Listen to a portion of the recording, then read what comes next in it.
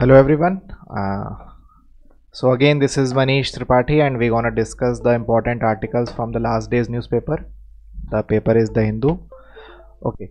So the article which we're gonna discuss today is we'll discuss two important article. The first article that we will discuss is the article related to RBI.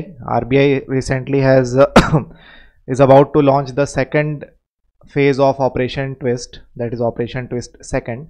तो उसके बारे में हम समझेंगे और इसके through RBI is planning to infuse around 10,000 crore in the market. So will understand this what is Operation Twist and what is the initiative taken by the Reserve Bank of India. और ये बेसिकली इसलिए किया जा रहा है क्योंकि हमारी economy slow down हो चुकी है. तो will discuss in detail in the further presentations.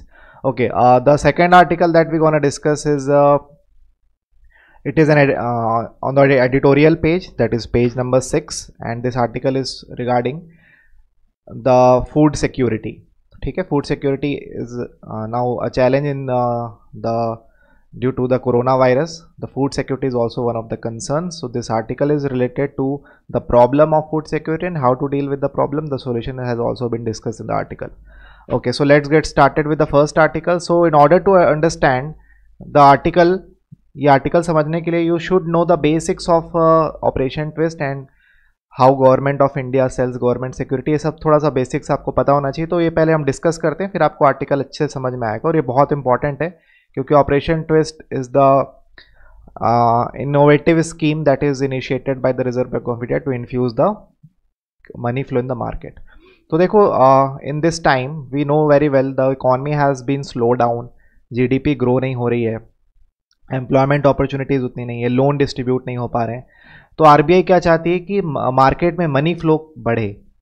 RBI wants to infuse liquidity in the market and wants to push money flow in the market. And how RBI does that? RBI ने बहुत सारे steps लिए. उसने अपने interest rates कम किए, repo rate, reverse repo rate, सबको कम किया. But in spite of that, policy rate को रिड्यूस करने के बाद भी उतना पैसा इन्फ्यूज नहीं हो पा रहा है मार्केट में. सो आरबीआई का जो रीसेंट स्टेप है दैट इज ऑपरेशन ट्विस्ट. और ऑपरेशन ट्विस्ट होने के कारण जो इंटरेस्ट जो दर है, जो ब्याज का दर है, that will slow down, that will decrease. और इंटरेस्ट रेट कम होने के कारण लोन सस्ते होंगे, और लोन सस्ता होने के कारण लोग कार लोन, हाउसिंग लोन, ये सब लेना स्टार्ट करेंगे. So it will provide an impetus, a push to the slow down economy. ठीक है, ओके, चलिए तो डिस्कस करते हैं. सबसे पहले हमें समझना होगा ऑपरेशन ट्विस्ट समझने के लिए वी शुड नो कि how government securities flows in the market. तो देखिए, गवर्नमेंट ऑफ इंडिया इशू क्या करती है? Government security. याद रखिए, government security is issued by government of India. भाई गवर्नमेंट ऑफ इंडिया क्यों इशू करती है? तो जब भी गवर्नमेंट को पैसा चाहिए, सपोज गवर्नमेंट को हाईवे बनाने के लिए पैसा चाहिए, तो गवर्नमेंट क्या करेगी? Government will issue NHAI bonds, या एनएचएआई बॉन्ड्स, या फिर वही गवर्नमेंट सिक्योरिटी. अब जो कोई एनएचएआई बॉन्ड खरीदेगा तो वो गवर्नमेंट को क्या देगा? सपोज मैं पब्लिक हूँ, so I will purchase NHAI bond and in turn I will give money to government of India. So I will give money to government of India and government of India will give government security to public. So government security कौन initiate कौन जारी करती? तो याद रखना, issuing authority कौन है? Government of India. And why does it issues? If government of India wants funds for development for infrastructure project, so it issues government security. तो याद रखिए, government of India government security issue करती है. अब इसका जो ट्रांजैक्शन है, वो ट्रांजैक्शन गवर्नमेंट ऑफ इंडिया के बिहाफ पे कौन करती है? Reserve Bank of India. याद रखिएगा, issuing authority is government of India, बस उसकी सेलिंग और जो परचेजिंग होती है that is done by central bank, that is Reserve Bank of India. अब इंडिया में दो प्रकार की गवर्नमेंट सिक्योरिटीज इशू की जाती हैं, जैसे शॉर्ट टर्म गवर्नमेंट सिक्योरिटी और लॉन्ग टर्म गवर्नमेंट सिक्योरिटी. तो शॉर्ट टर्म गवर्नमेंट सिक्योरिटी मतलब जिसका मैक्सिमम टेन्योर 1 साल का होता है. ये 3 प्रकार की होती हैं. First is whose maturity period is 91 days. Second, government security जब maturity period 182 days होगा. And third is maturity period is 364 days. You can see clearly here that maximum maturity period is below 1 year. 365 days नहीं है क्योंकि otherwise वो long term government security हो जाती. तो short term government security 3 प्रकार की होती हैं और इसे treasury bill भी कहा जाता है. क्लियर है? इंडिया में से ट्रेजरी बिल कहा जाता है शॉर्ट टर्म गवर्नमेंट सिक्योरिटी को, और इसका मैक्सिमम टेन्योर 1 ईयर का होता है. But that is not that much important. The most important thing is long term government security, क्योंकि यहाँ पे गवर्नमेंट को लंबे समय के लिए पैसा मिलता है. सो मोर देन 1 ईयर, और बेसिकली बात किया तो 5 साल, 6 साल, 10 साल, ऐसे समय काल के लिए यदि कोई गवर्नमेंट सिक्योरिटी इशू की जाती है, so that is called long term government security. इसे डेब्ट गवर्नमेंट सिक्योरिटी भी कहा जाता है इंडिया में. तो हमने समझा कि गवर्नमेंट सिक्योरिटी, यदि गवर्नमेंट को शॉर्ट टर्म के लिए पैसा चाहिए तो it will issue treasury bills, और यदि गवर्नमेंट को लॉन्ग टर्म के लिए पैसा चाहिए तो वो लॉन्ग टर्म डेब्ट गवर्नमेंट सिक्योरिटी इशू करती है, जैसे for example NHAI is a long term government security. Okay, अब गवर्नमेंट सिक्योरिटी इशू तो गवर्नमेंट ऑफ इंडिया ने कर दी, but who will initiate the transaction, who will carry on the transaction selling and purchasing? So the answer is Reserve Bank of India. अब जब Reserve Bank of India इस government security की purchasing या selling या transaction exchange करती है तो उसे कहा जाता है ओपन मार्केट ऑपरेशन। OMO का फुल फॉर्म कई बार पूछा हुआ एग्जाम में, तो आप याद रखिएगा, OMO stands for open market operation. Open market operation मतलब when RBI exchanges government security which has been issued by government of India in the market, so that is called open market operation। ठीक है, तो open market operation is nothing but exchange of government security. Government security खरीदी और बिक्री किसके किसके बीच में? Reserve Bank of India और बाकी कमर्शियल बैंक्स के बीच में। जब गवर्नमेंट सिक्योरिटी की खरीदी और बिक्री होती है तो उस प्रोसेस को क्या कहते हैं? Open market operation. अब ऐसा क्यों किया जाता है ये मैं आपको पिक्चर फॉर्म में बताऊंगा। तो हमने क्या सीखा? हमने सीखा कि गवर्नमेंट ऑफ इंडिया को पैसा चाहिए था तो उन्होंने इशू करी गवर्नमेंट सिक्योरिटी। किसको इशू करी? RBI को। RBI ने इस गवर्नमेंट सिक्योरिटी का ट्रांजैक्शन का ठेका लिया, क्लियर है, और उसे किसको बेचा? कमर्शियल बैंक को। कमर्शियल बैंक फिर इसे पब्लिक को बेच देती है और पैसे का फ्लो ऐसा होता है, क्लियर है। तो बेसिकली पैसा किसके पास आ गया? गवर्नमेंट ऑफ इंडिया के पास। अब इस पैसे को वो बड़े बड़े प्रोजेक्ट्स में, इंफ्रास्ट्रक्चर प्रोजेक्ट या फिर एग्रीकल्चर वगैरह वगैरह में इन्वेस्ट करते हैं, फिर वहां से जो रिटर्न मिलता है वो फिर रिटर्न अल्टीमेटली किसके पास जाता है? पब्लिक के पास। So it is a safer investment for the public, और इसमें उनको इनकम टैक्स रिबेट भी मिलती है, कैपिटल गेन पे भी छूट मिलती है, इसलिए पब्लिक भी मोटिवेट हो जाती है गवर्नमेंट सिक्योरिटी खरीदने के लिए। फॉर एग्जाम्पल NHAI बॉन्ड में कैपिटल गेन रिबेट मिलता है, इसीलिए लोग NHAI बॉन्ड खरीदते हैं। उस पर ब्याज भी अच्छा मिल जाता है और उस पर जो आपको इंटरेस्ट मिलेगा उस पर आपको टैक्स भी नहीं पटाना, it is a tax free income. So basically I think आपको क्लियर हो गया कि गवर्नमेंट ऑफ सिक्योरिटी का फ्लो कैसे होता है। अब हम समझते हैं कि ऐसा किया क्यों जाता है कि RBI, क्योंकि ऑपरेशन तो समझने के लिए आपको समझ में आना चाहिए कि ओपन मार्केट ऑपरेशन का बेसिक फंडा क्या है, उसका रीजन क्या है, उसका मोटिव क्या होता है। ठीक है, तो देखिए, जैसे अभी वर्तमान स्थिति की बात करें तो present scenario there is economy slow down, GDP बढ़ नहीं रही है, लोग लोन नहीं ले रहे हैं, तो इसके लिए RBI चाहते हैं कि मनी फ्लो इंक्रीज हो। MF stands for money flow. अब मनी फ्लो को यदि बढ़ाना है तो इसकी रिस्पॉन्सिबिलिटी किसकी? RBI की। और RBI मनी फ्लो किसके थ्रू बढ़ाती? कमर्शियल बैंक्स के थ्रू। तो आप देख सकते हो कमर्शियल बैंक्स ने बहुत सारी गवर्नमेंट सिक्योरिटी पहले से खरीद कर रखी हुई है। किससे खरीदी थी पहले उन्होंने? रिजर्व बैंक ऑफ इंडिया से। अभी नहीं, कोरोना पीरियड के पहले बहुत सारी गवर्नमेंट सिक्योरिटी किसके पास थी? रिजर्व बैंक, कमर्शियल बैंक्स के पास। अब ये कमर्शियल बैंक से परचेस क्या कर रही है? बाई कर रही है, परचेज कर रही है। तो Reserve Bank of India government security क्या करती है? परचेज करती है, और बदले में बहुत सारा पैसा कहाँ इन्फ्यूज करती है? बैंकों के थ्रू मार्केट में। तो हमने देखा कि जब मार्केट में स्लो डाउन है, जैसा अभी प्रेजेंट सिनेरियो है, यानी Reserve Bank of India wants to increase the money flow, what it will do? It will buy और it will purchase the government security which has already been with commercial banks, so it will purchase government security and in turn it will give them money। तो आप सामान खरीदोगे तो बदले में पैसे दोगे, तो उन्होंने गवर्नमेंट सिक्योरिटी परचेज कर ली और मार्केट में क्या फ्लो किया उन्होंने? करेंसी, मनी फ्लो को flow, they has it increase the money flow in the market through commercial banks. तो ये हम कब करते हैं? याद रखिएगा, when does commercial bank purchases government security, or when does Reserve Bank of India goes for buying or purchasing of government security? When it wants to increase the money flow in the economy through commercial banks। ये बात याद रखिएगा आप। चलिए, ये तो बात हो गई अभी वर्तमान की, यानी प्रेजेंट सिनेरियो में मनी क्रंच है, मनी फ्लो नहीं हो रहा है। बट दूसरी सिचुएशन जब इन्फ्लेशन होता है, यानी जब मनी फ्लो बहुत ज्यादा होता है, तो उस स्थिति में इसका जस्ट रिवर्स ऑर्डर किया जाएगा। क्लियर है? रिवर्स ऑर्डर मतलब क्या करेगी? अब सपोज यदि मान लीजिए इन्फ्लेशन आता है मार्केट में, तो पूरी गवर्नमेंट सिक्योरिटी खरीद किसने ली थी? रिजर्व बैंक ऑफ इंडिया के पास गवर्नमेंट सिक्योरिटीज हैं, और मार्केट में पूरा क्या है? बैंकों के थ्रू मार्केट में बहुत सारा पैसा फ्लो किया जा चुका है। अब रिजर्व बैंक ऑफ इंडिया क्या करेगी? इस गवर्नमेंट सिक्योरिटी को बेचेगी। तो आप यहां पे देख सकते हो, it will sell government security to commercial bank, Reserve Bank of India, in order to control inflation, what it does, it sells government security to commercial bank, and in turn commercial bank give all their money, give all their excess liquidity to Reserve Bank of India। तो हमने देखा कि purchasing कब होती है, जब economy slow down है, जैसा अभी वर्तमान की स्थिति जो है, और सेलिंग कब होती है, जब आपको मार्केट से पैसे स्क्वीज आउट, खींच के बाहर निकालने हैं in order to control the inflation.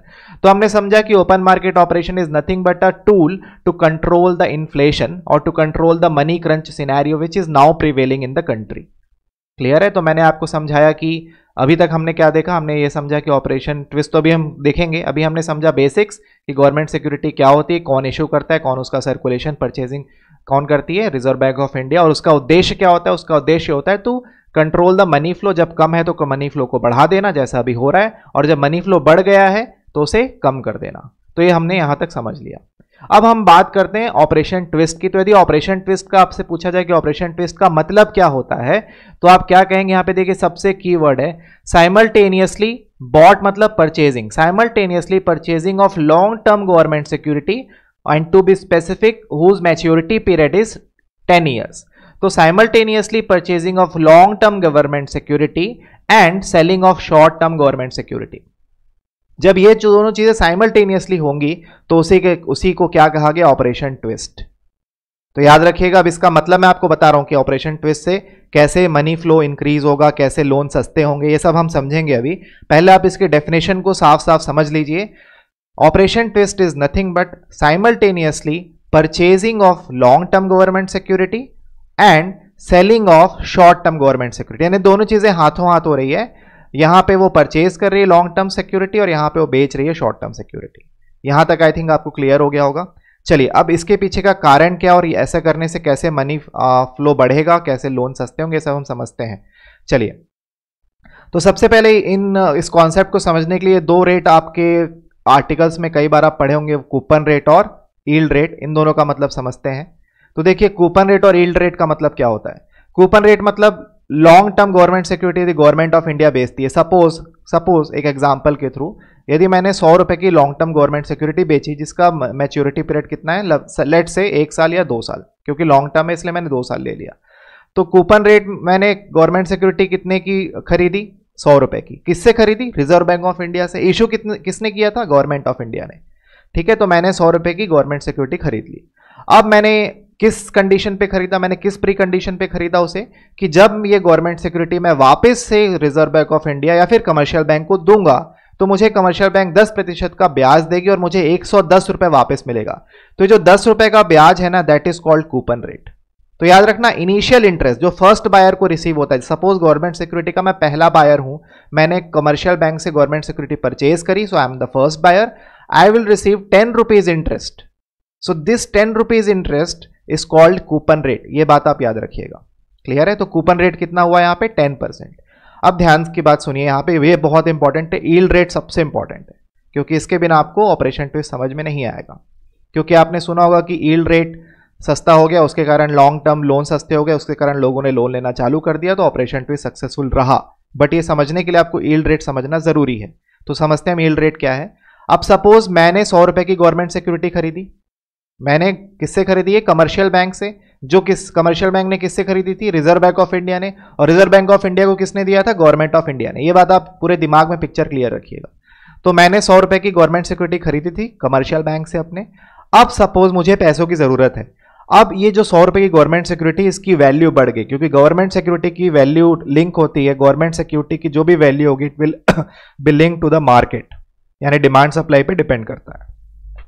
तो यदि मान लीजिए गवर्नमेंट सिक्योरिटी की वैल्यू बढ़ गई, मार्केट में उसकी वैल्यू बढ़ गई, अब मैं क्या करूंगा? मैं बोलूंगा भाई ये 100 रुपए की गवर्नमेंट सिक्योरिटी है और मैंने एक बंदा है, सपोज एक्स एक बंदा है, उस एक्स को मैंने ये 100 रुपए की गवर्नमेंट सिक्योरिटी बेच दी। कितने में बेच दी? लेट से 105 में।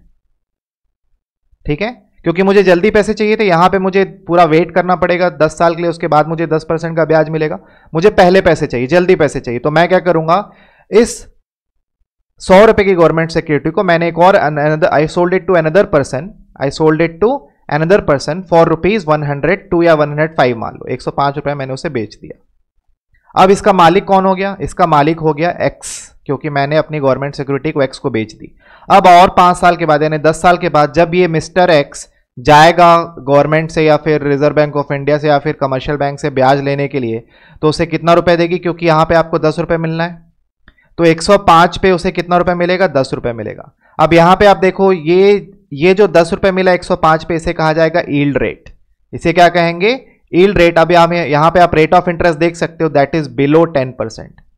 यहां पे यील्ड रेट कितना हो गया? बिलो 10%। तो याद रखिएगा, कूपन रेट मतलब यहां पे 10% का कूपन रेट था, बट मुझे पैसे जल्दी चाहिए थे, तो मैंने प्रेजेंट उसकी मार्केट वैल्यू निकाली। प्रेजेंट मार्केट वैल्यू 105 रुपए थी। मैंने 105 रुपए में मिस्टर एक्स को वो सामान बेच दिया, गवर्नमेंट सिक्योरिटी बेच दी। अब जब मिस्टर एक्स अपना ब्याज निकालेंगे कि उन्हें कितना ब्याज मिल रहा है, तो वो क्या करेंगे? वो देखेंगे कि इसको जब मैं वापस बेचने जाऊंगा तो मुझे 10 रुपए मिलेगा, क्योंकि अब मेरी गवर्नमेंट सिक्योरिटी का मालिक मिस्टर एक्स हो चुका है। 10 रुपए उसे कितने रुपए पे मिलेगा? उसका इन्वेस्टमेंट कितना था? 100 नहीं था, 100 तो मेरा इन्वेस्टमेंट था, उनका इन्वेस्टमेंट कितना था? 105। तो यहां पे आप ऑब्जर्व कर सकते हो, जो रेट है ये बिलो हो जाएगा, ये कम हो जाएगा, ये 10% से कम आएगा, क्योंकि डिनोमिनेटर की वैल्यू बढ़ गई है। तो आप बट ऑब्वियस कह सकते हो कि जो यील्ड रेट है वो क्या हो गया? सस्ता हो गया। यील्ड रेट क्या हो गया? सस्ता हो गया। तो यील्ड रेट मतलब वह ब्याज का दर जो सेकंड या थर्ड बायर को मिलता है। कूपन रेट मतलब वह ब्याज का दर जो फर्स्ट बायर को मिलता है। अब ये डिपेंड करता है, जरूरी नहीं कि कूपन रेट, जैसे हमारे एग्जांपल में कूपन रेट बड़ा था यील्ड रेट से, बट ये जरूरी नहीं है। सपोज मार्केट में गवर्नमेंट सिक्योरिटी की वैल्यू कम होना चालू हो गया, अब मुझे एकदम जरूरी है, पैसे मुझे तुरंत चाहिए, तो मैं क्या करूंगा? 100 रुपए की जब गवर्नमेंट सिक्योरिटी बेचने जाऊंगा तो उसका मार्केट रेट लेट से 97 हो चुका है, लेट से 3 रुपए घट गया, तो अब मिस्टर एक्स उसे 97 में खरीदेगा, और जब वो गवर्नमेंट सिक्योरिटी जाकर के कमर्शियल बैंक को देगा तो उसे 10 रुपए का ब्याज मिलेगा। अब उसका इन्वेस्टमेंट 97 का और ब्याज 10 रुपए का, यानी इनकम 10 रुपए की। तो अब जब इसका रेट निकालोगे तो yield rate will be greater than 10%। यानी हम ये कह सकते हैं कि जो यील्ड रेट है वो कूपन रेट से बड़ा होगा या छोटा होगा, it depends on the market prevailing market price of the bond. यदि market price of the bonds बढ़ेंगी तो यील्ड रेट कम हो जाएगा। जैसे यहां पे मार्केट प्राइस बढ़ गया 105, तो आपका यील्ड रेट 10% से कम हो गया। और यदि market price of the bonds कम होगा, जैसे 100 रुपए से 97 हो गया, तो आपका यील्ड रेट देखिए यहां पे ग्रेटर देन 10% हो गया। 10 ऑन 97, तो obviously the rate is greater than 10%। तो आई थिंक आपको अभी समझ में आ गया कि कूपन रेट और यील्ड रेट क्या होता है। अब एक बात आप याद रखिएगा, इसको आप रट लीजिएगा कि yield rate is directly proportional to interest on loan. यदि यील्ड रेट कम होगा तो जो लोन पे जो ब्याज देना पड़ता है, यदि सपोज मैं car loan, housing loan, personal loan जो भी लेता हूं, वो किस पे डिपेंड करता है? यील्ड रेट पे। यदि यील्ड रेट कम होगा तो यील्ड रेट के कम होने के कारण लोन भी क्या हो जाएंगे? सस्ते हो जाएंगे। अब आप सोचिए, जब लोन सस्ता होगा तो इसका इंपैक्ट क्या होगा? उसका इंपैक्ट होगा कि लोग ज्यादा से ज्यादा पैसा लेंगे लोन में, ज्यादा से ज्यादा पैसा लेंगे तो बिजनेस स्टार्ट करेंगे, एम्प्लॉयमेंट जनरेट होगा, जीडीपी ग्रो करेगा, गवर्नमेंट का टैक्स एक्सचेकर भी बढ़ेगा, टैक्स कलेक्शन भी बढ़ेगा। तो ये सब पूरा साइक्लिक इंपैक्ट पड़ेगा, जिससे ओवरऑल हमारी इकोनॉमी ग्रो करेगी, प्रोग्रेस करेगी। तो आई थिंक आपको समझ में आ गया, ये क्लियर है? ओके। तो अभी तक हमने ये सीखा कि ऑपरेशन ट्विस्ट में क्या होता है, simultaneously purchasing and selling of government security होती है। फिर हमने समझा कि कूपन रेट और यील्ड रेट क्या होते हैं। तो कूपन रेट का मतलब मैंने आपको समझा दिया, जो फर्स्ट बायर को ब्याज देना होता है। यील्ड रेट का मतलब जो सेकंड या थर्ड बायर को ब्याज मिलता है, that is called yield rate. अब हम समझते हैं कि इसका इंपैक्ट क्या होता है, किसका इंपैक्ट, ऑपरेशन ट्विस्ट का क्या इंपैक्ट होता है। तो देखिए यहां पे मैंने क्या बोला था, simultaneously purchasing of government security. अब एक बात आपको मैं समझा देता हूं, छोटी सी बात है डिमांड एंड सप्लाई की। Let me raise the screen. I think आपको यहां तक सब बातें अच्छे समझ में आ गई होंगी। चलिए अब हम समझते हैं कि क्यों ऐसा, कि साइमल्टेनियसली इंपैक्ट क्यों लाती है, क्यों साइमल्टेनियसली परचेजिंग एंड सेलिंग होती है। अब देखिए, जब बाइंग होती है, सपोज आरबीआई क्या कर रही है, आरबीआई गवर्नमेंट ऑफ इंडिया के निर्देश के अंदर, याद रखना है पूरा निर्देश गवर्नमेंट ऑफ इंडिया का है। आरबीआई सपोज बाई कर रही है, परचेज कर रही है, किससे परचेज कर रही है? कमर्शियल बैंक से। अब आप एक चीज याद रखना, जब आरबीआई डिमांड करती है, बाई करती है, तो डिमांड करेगी वो किसका? डिमांड करेगी, किसका डिमांड करेगी वो? लॉन्ग टर्म गवर्नमेंट सिक्योरिटीज का। अब जब किसी चीज की डिमांड बढ़ती है, याद रखना जब भी किसी चीज की डिमांड बढ़ेगी तो उसका प्राइस भी बढ़ता जाता है, याद रखना ये बात। एप्पल का प्राइस इतना क्यों बढ़ता है? आप देखिए उसका डिमांड बढ़ता जा रहा है, इसलिए एप्पल के आईफोन्स का प्राइस भी बढ़ता जा रहा है। तो क्लियर है? तो याद रखना, जब किसी चीज की डिमांड बढ़ती तो उसकी वैल्यू भी क्या होती है? बढ़ती जाती है। क्लियर है? अब यदि मान लो लॉन्ग टर्म का डिमांड बढ़ा, यदि लॉन्ग टर्म का डिमांड बढ़ा तो लॉन्ग टर्म की जो मार्केट वैल्यू है, मैंने आपको समझाया था, लॉन्ग टर्म की मार्केट वैल्यू भी क्या होगी? बढ़ती जाएगी। जब लॉन्ग टर्म की मार्केट वैल्यू बढ़ेगी तो जो यील्ड रेट है वो क्या होगा बेटा? यील्ड रेट क्या होगा? सस्ता होता जाएगा। मैंने आपको समझाया था, यदि लॉन्ग टर्म वैल्यूज का मार्केट रेट बढ़ता है, जैसे 10 रुपए कितने पे ब्याज मिल रहा था? 105 पे, तो यील्ड रेट इज बिलो 10%, यानी यील्ड रेट क्या हो गया? सस्ता हो गया। और यील्ड रेट से क्या जुड़ा हुआ है? यील्ड रेट से जुड़ा हुआ है लोन का इंटरेस्ट रेट। तो लोन भी सस्ता हो जाएगा, यानी लोगों को सस्ते दर पे लोन मिलना चालू हो जाएगा। और जब सस्ते दर पे लोन मिलेगा तो ज़्यादा से ज़्यादा लोन वो डिमांड करेंगे। So commercial bank will infuse the liquidity in the market which in turn provide an impetus, provide a push factor to the stagnant economy which is the outcome of कोविड-19। उसके कारण जो stagnant हो गया वो एक push factor मिलेगा। तो आई थिंक ये आपको समझ में आ गया होगा। ओके, तो ये वाला फैक्टर किसके लिए काम करता है? लॉन्ग टर्म के लिए।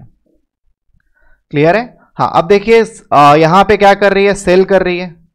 ठीक है, सेल मतलब अब एक चीज समझो, अब जब आप कोई चीज सप्लाई करते हो ना ज्यादा, जब आप कोई भी चीज ज्यादा सप्लाई करते हो तो उसकी वैल्यू कम होती जाती है। अभी देखो लोहा ज्यादा महंगा है कि सोना? लोहा ज्यादा महंगा है कि सोना? सोना ज्यादा महंगा है। लोहा कम महंगा, लोहा सस्ता क्यों है? क्योंकि लोहे की सप्लाई बहुत है तो उसकी वैल्यू क्या होगी? कम होगी। तो जब आप यहां पे आप देख सकते हो यहां पे सेल कर रही है, क्या कर रही है? Reserve Bank of India sale कर रही। तो आप खुद सोचिए, जब रिजर्व बैंक ऑफ इंडिया बेचेगी गवर्नमेंट सिक्योरिटी, कौन सी? शॉर्ट टर्म गवर्नमेंट सिक्योरिटी, तो उसकी क्या होगी? उसकी मात्रा बढ़ जाएगी मार्केट में, और जब उसकी मात्रा बढ़ेगी, उसकी सप्लाई बढ़ेगी, तो उसकी वैल्यू रेड्यूस हो जाएगी। तो बेसिकली यहां पे वो शॉर्ट टर्म की वैल्यू को रेड्यूस कर रहे हैं और लॉन्ग टर्म की वैल्यू को बढ़ा रहे हैं। आप इसे ऐसा भी समझ सकते हो, वो शॉर्ट टर्म से पैसे कमाएंगे क्योंकि जब सेल करेंगे तो पैसा मिलेगा उन्हें, और यही पैसे वो किस में लगा देंगे? लॉन्ग टर्म को खरीदने में। तो इन्हें दोहरा एडवांटेज मिलेगा। एक तो लॉन्ग टर्म का उन्हें ब्याज ज्यादा, लॉन्ग टर्म जब बढ़ेगा लॉन्ग टर्म, तो उससे क्या होगा? सबसे बड़ा बेनिफिट क्या होगा कि उसकी मार्केट वैल्यू बढ़ेगी। लॉन्ग टर्म गवर्नमेंट सिक्योरिटी की मार्केट वैल्यू बढ़ने से उसका यील्ड रेट कम होगा, और यील्ड रेट कम होने से लोन का रेट भी कम हो जाएगा।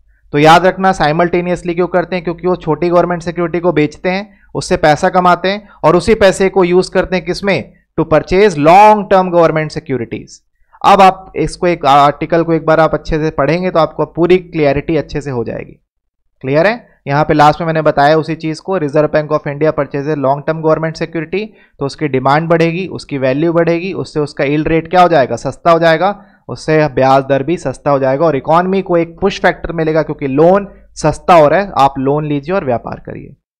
सो आई थिंक आपको अब ऑपरेशन ट्विस्ट का पूरा एक होलिस्टिक्स मतलब समझ में आ गया होगा। Operation Twist is nothing but a simultaneous purchasing and selling of government security. The money that reserve Bank of India receives from selling of government security, it infuses in the market in the form of long term government security, and long term government securities market value will get increase as demand will increase. In turn the yield rate will get slow down, will get decreased, will decrease, and yield rate कम होने के कारण जो interest rate होता है वो भी कम हो जाएगा, और उसके कारण लोग लोन लेना चालू करेंगे, व्यापार करना चालू करेंगे। So this is the whole thought process behind initiating Operation Twist which is recently done by the Reserve Bank of India. अब एक बार इस न्यूज को एक बार पढ़ लीजिए तो आपको पूरा क्लियर हो जाएगा। तो देख लेते हैं। तो Reserve Bank of India has scheduled another round of bond sale, bond मतलब गवर्नमेंट सिक्योरिटी मैंने बताया, and purchase auction of ₹10,000 crore. On a view of current and evolving liquidity and market condition, the Reserve Bank of India has decided to conduct simultaneous purchasing and selling of government security under open market operation. ये सब मैंने आपको बताया है। The Reserve Bank of India will purchase longer tenure government securities that are maturing. आप देख सकते हो ये समय 10 या 10 साल से भी ज्यादा हो सकता है। तो 2027 में, 2029 में, 2031 में, 2033 में, तो ये लॉन्ग टर्म गवर्नमेंट सिक्योरिटी की बात हो रही है। So they are planning to purchase long term government security whose maturity date में is more than 10 years while selling for securities of shorter maturity too, और बेच क्या रही है? 4 government security whose maturity period are short term. Clear है? तो वही ये चीज तो मैंने आपको ऑलरेडी समझा दिया है। अब लास्ट पार्ट पढ़िए। Operation Twist is primary aimed at managing yields, यही मैंने आपको बताया, managing yields. This move will help soften the yield on long-term bonds that have stayed elevated, यानी long-term bonds जो elevated था उसे soften करेगी, उसे reduce करेगी, and this will help government in borrowing fund at lower rate, and also this will help to infuse the liquidity in the market. तो I think अब आपको ये ऑपरेशन ट्विस्ट क्लियर हो गया होगा। So that was the first article. So let's proceed to the second article, and second article is also very important. This article is regarding the food security. अब ये food security अभी जो मैं आपको prevailing situation बता रहा हूँ, इसमें ग्रेन अपलेंटी आप जैसे हेडिंग पढ़ सकते हैं, ग्रेन अपलेंटी। अच्छा, अगले क्लास से मैंने आपको जो इंपॉर्टेंट वर्ड वोकेबलरीज और जो इंपॉर्टेंट फ्रेजल वर्ब्स यूज होते हैं आर्टिकल में, उसके लिए मैं एक स्लाइड और करूंगा, but that is from the next article onwards. Okay चलिए यहाँ पे देखते हैं, ग्रेन अपलेंटी मतलब पर्याप्त मात्रा, अबंडेंस में होना, उसके बाद भी there is crisis of hunger. तो ये तो आयरन ही बेटा, कैसे आयरन ही, आपके पास बहुत पर्याप्त भंडार है अनाज का, उसके बाद भी लोग भूखे हैं, तो बस आपका सप्लाई चेन में, आपके मैनेजमेंट में वीकनेस है।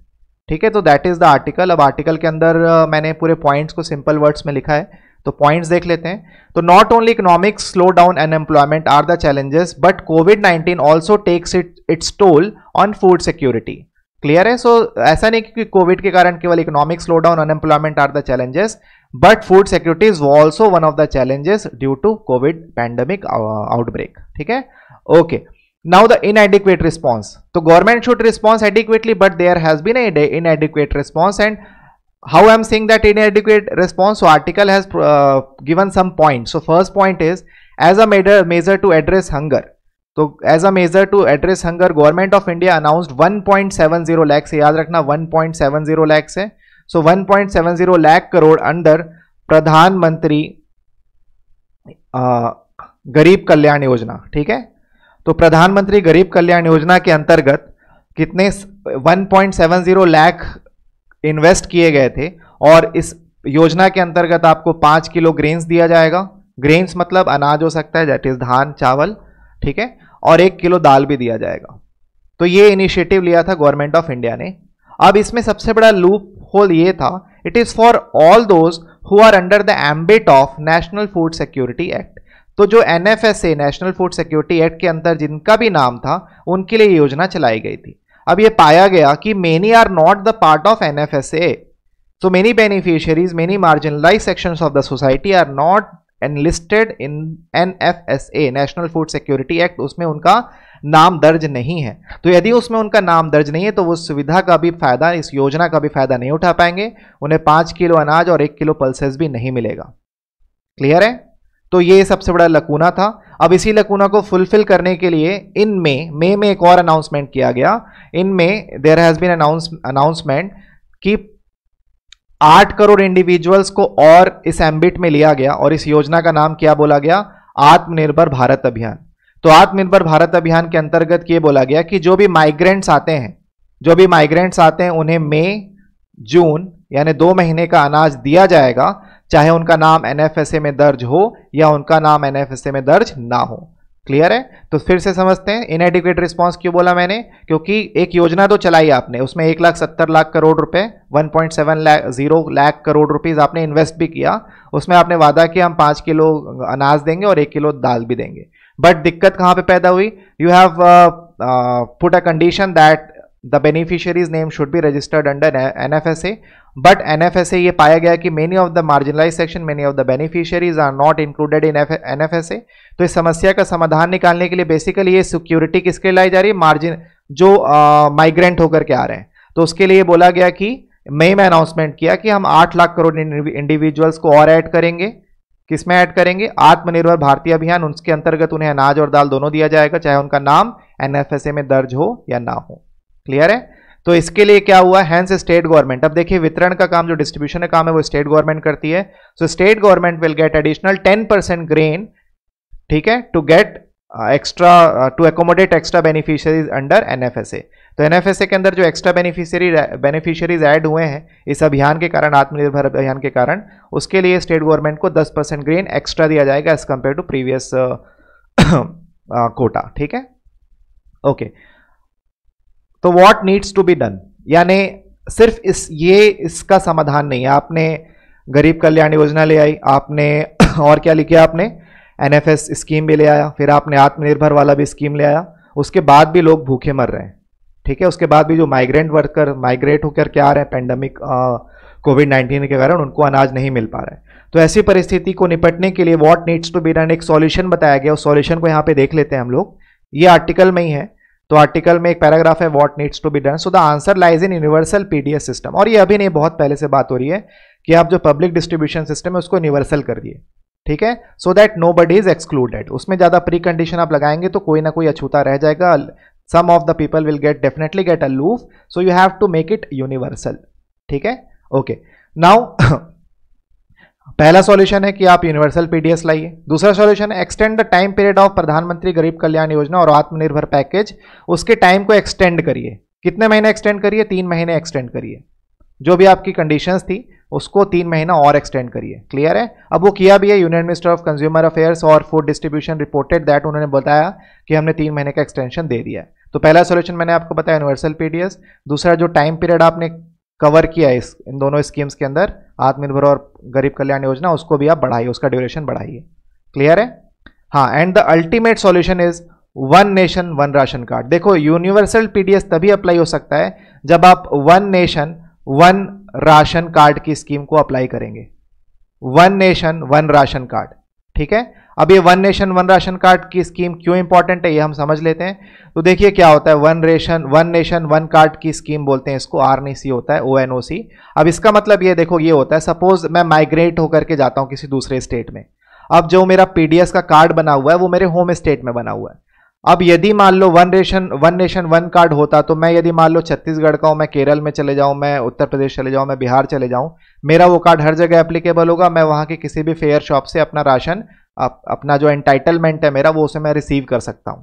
क्लियर है? बट अभी ये स्कीम डेवलप नहीं हो पाई है, तो क्या दिक्कत होती है? यदि मान लो मेरा होम स्टेट छत्तीसगढ़ है, तो मैं छत्तीसगढ़ में तो ये राशन रिसीव करूंगा, but what if I migrate to other state?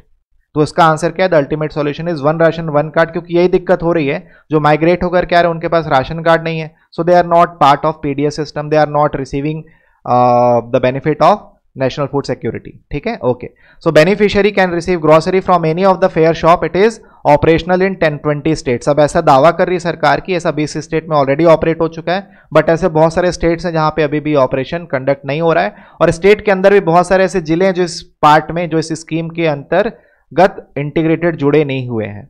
Clear है? तो 3 सॉल्यूशन मैंने आपको बताया। यूनिवर्सल पीडीएस करने के लिए you have to implement one nation one card scheme, और दूसरा क्या बोला गया, जो टाइम पीरियड है उसको बढ़ाइए, आप ज्यादा समय के लिए लोगों को अनाज मुफ्त में दीजिए। ठीक है, चलिए आगे चलते हैं। ओके, अब यहां पे प्रॉब्लम क्या है इस स्कीम, ये तो आपने बड़ी बड़ी बात कर दी कि वन नेशन वन कार्ड हम इंप्लीमेंट करेंगे, 20 स्टेट में इंप्लीमेंट हो गया है, बट इसकी रियलिटी यहां पे दी हुई है। तो सबसे पहले पोर्टेबिलिटी अक्रॉस स्टेट्स। सबसे पहले जब आप एक माइग्रेंट वर्कर एक स्टेट से दूसरे स्टेट जाता है, तो ये कार्ड काम, इसमें ऑथेंटिकेशन की प्रॉब्लम हो रही है, so that is the first problem. यहां पे वही चीज लिखी गई है, experience suggest that biometric authentication using EPOS। ठीक है, EPOS मतलब इलेक्ट्रॉनिक पॉइंट ऑफ सेल, यानी यहां पे जाकर के आपके बायोमेट्रिक यानी आपके आधार कार्ड की ऑथेंटिसिटी चेक की जाती है। तो ये पाया गया कि many marginalise section do not have authenticated Aadhaar card, जिसके कारण क्या हो रहा है, ये स्कीम फेलवर हो जा रही है। यानी आपका जो डाटाबेस है वो इंटीग्रेटेड नहीं है स्टेट्स के बीच में, स्टेट में जो पीडीएस सिस्टम्स है उनके बीच में डाटा इंटीग्रेटेड नहीं है। सो इंटीग्रेटेड मैनेजमेंट ऑफ पीडीएस, तो ये पूरा इस सॉफ्टवेयर चेक करती है, डिस्ट्रीब्यूशन चेक करती है, जो उनका मैनेजमेंट है। So what it does, real time data transaction record किया इसने। तो real time data transaction record करके जो integrated management system of PDS है उसने क्या बताया, इट शोज दैट कि यदि मंथ वाइज हम देखें तो अभी जो मई का महीना गुजरा है उसमें 378 लोग जो हैं, ठीक है, उनको राशन मिला, लेकिन जो डाटाबेस था वो कितने लोगों का था, मोर देन 3000। तो आप सोच सकते हो कि एक पर्टिकुलर जिले की बात हो रही है, एक पर्टिकुलर जिले में 3000 से ज्यादा लोगों का नाम डाटाबेस में रजिस्टर्ड था, लेकिन मात्र कितने लोगों को अनाज मिला, 378। तो आप देख सकते हो कि कन्वर्जन कितना कम है, यानी अप्रॉक्सीमेटली केवल 10% लोग ही one nation card, one ration one nation card की सुविधा का उपयोग कर पा रहे हैं। क्लियर है? और ये फिगर फर्दर मंथ्स में और कम होता नजर आ रहा है। तो माइग्रेंट वर्कर्स जो देखा गया है, पाया गया कि माइग्रेंट वर्कर्स जिनके पास one nation one ration card है उसमें से केवल 10% लोगों ने ही अनाज रिसीव किया है फेयर शॉप से। फेयर शॉप मतलब जहां पे ये सस्ते अनाज, जहां पे इशू प्राइस पे अनाज दिए जाते हैं, issue price is less than the market value.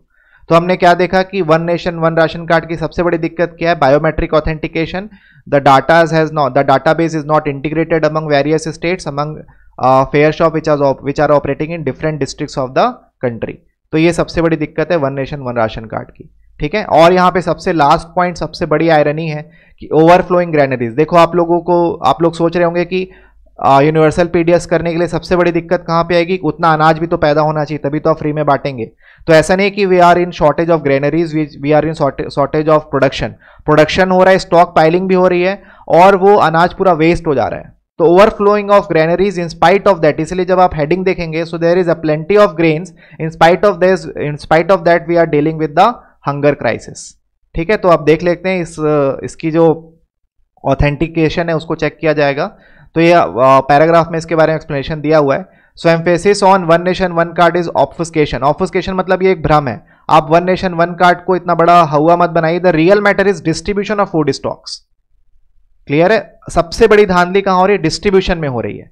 Fair shops, जो गोडाउन से सामान फेयर शॉप नहीं पहुंच पा रहा है, और यदि फेयर शॉप पहुंच रहा है तो उसका बेनिफिशियरीज उठा नहीं पा रहे हैं, ये जाकर के मार्केट में सामान बेच दे रहे हैं, या फिर यहां पे ब्लैक होर्डिंग हो जा रही है वेयर हाउस और फेयर शॉप्स के बीच में। तो ये सब मेन प्रॉब्लम है। That is the real issue. Real issue is in distribution supply chain, not in the ONOC. ONOC को आप इतना बड़ा हुआ मत बनाइए, वो हो जाएगा, बट मेन प्रॉब्लम कहां पे? डिस्ट्रीब्यूशन की। क्लियर है, अब उसी को यहां पे देखा जाए तो रबी और खरीफ क्रॉप का जो प्रोक्यूरमेंट है, प्रोक्यूरमेंट मतलब जो सरकार खरीदती है किसानों से, वो बहुत ज्यादा हाई है पिछले 2-3 सालों में। उसके बाद भी आपने पीडीएस को यूनिवर्सलाइज नहीं किया है। सो क्यों, ऐसा क्यों हो रहा है कि आपके पास प्रोडक्शन है, बट प्रोडक्शन भी है, प्रोक्योरमेंट भी है, लेकिन आप उसको सप्लाई में चेंज नहीं कर पा रहे। प्रोडक्शन मतलब पैदावार भी है, प्रोक्योरमेंट मतलब आप खरीद भी रहे हैं सामान, बट वो खरीदा हुआ सामान मार्केट में ना जा करके मार्केट में जा रहा है, वो गरीबों के पास क्यों नहीं पहुंच रहा है? उसकी ब्लैक होर्डिंग क्यों हो रही है? तो ये that is the main issue, that is the main concern. So वही यहां पे बोला गया, the real matter is distribution of food crops. Okay, अगले जो लाइन है उसमें देखते हैं अगले फर्दर पैराग्राफ्स में क्या लिखा है। सो गवर्नमेंट ऑफ इंडिया, यहां पे देखो मेन रीजन है, government of India wants to sell grains at OMSS। OMSS मतलब open market sale scheme. Open market sale scheme में गवर्नमेंट क्या करती है?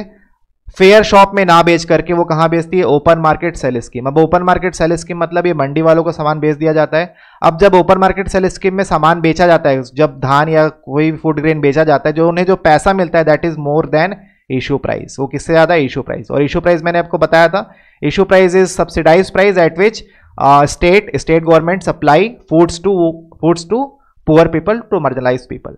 अब आप सोच सकते हो इशू प्राइस कम है और ओपन मार्केट स्कीम में ज्यादा प्राइस मिल रहा है, तो ये पूरा धान एक्चुअली में कहां बेचा जा रहा है? ओपन मार्केट सेल स्कीम में। क्लियर है, और ऐसा क्यों किया जा रहा है? टू कंटेन फिस्कल कॉन्सिक्वेंसेस, यानी आप वित्तीय कोषा घटाने के लिए, आप अपने पैसे बढ़ाने के लिए, अपनी रेवेन्यू बढ़ाने के लिए आप नीड कॉम्प्रोमाइज कर रहे हो। किसकी नीड कॉम्प्रोमाइज कर रहे हो? किसके हितों की आप उल्लंघन कर रहे हो? मार्जिनलाइज सेक्शन का। क्यों? क्योंकि आप ओपन मार्केट सेल स्कीम में पैसा बेच रहे हो, और आप कहां पे नहीं बेच रहे हो? इशू प्राइस में सामान को नहीं बेच रहे हो, यानी फेयर शॉप में आप सामान नहीं बेच रहे हो। So that is the main concern. इसीलिए डिस्ट्रीब्यूशन को ध्यान दो, सप्लाई चेन को ध्यान दो। ONOC हो जाएगा ग्रेजुअली, आपको इस पे ध्यान देना है, मेन चीज। चलिए आगे लास्ट लाइन में पढ़ते हैं। तो यहां पे देख सकते हैं government of India sells 1/3 of the stocks to state government. Clear है, यानी वो अपने बर्डन ऑफ सब्सिडी को किस में शिफ्ट कर देती है? स्टेट गवर्नमेंट में। यदि आपने अपना सामान स्टेट गवर्नमेंट को बेच दिया सेंट्रल गवर्नमेंट ने, तो basically they have shifted their burden of subsidy to state government. Clear है, ओके। चलिए अब ध्यान दीजिए।